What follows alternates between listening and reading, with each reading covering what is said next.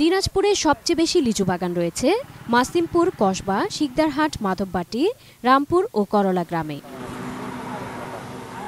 সময়মতো বৃষ্টি না হওয়া ও তাপদাহের কারণে লিচু জ্বলে যাওয়া, আকারে ছোট এবং ফলন কম হওয়ায় উদ্বিগ্ন বাগান মালিক ও ব্যবসায়ীরা।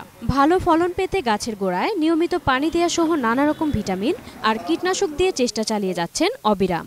ফসকা জাতীয় এক ধরনের রোগ আসতেছে, তো এই লিচুর পরিচর্যা সম্পর্কে সরকারি কোনো কর্মকর্তা আমাদের এরিয়ায় ঢোকেনি। প্রাকৃতিক দুর্যোগের কারণে খুব খরা এবং তাপ, এটার কারণে লিচুর সংখ্যাটা কমে গেছে। বিভিন্ন চাষিরা যে ওষুধ প্রয়োগ করতেছে এটাকে আটকানোর জন্য আবার খুব চেষ্টা করতেছে।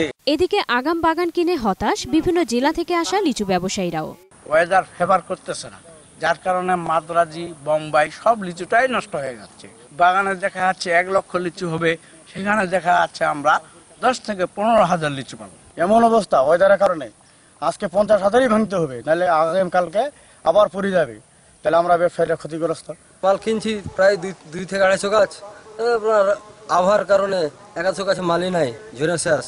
কৃষি বিভাগ বলছে জেলায় এবার 4,700 হেক্টর জমিতে লিচুর আবাদ হয়েছে।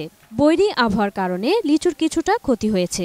চাষি ভাইদেরকে পরামর্শ দেওয়ার জন্য মাঠ পর্যায়ে সকল কর্মকর্তাকে নির্দেশনা দিয়ে থাকি। Desk report, 21 television.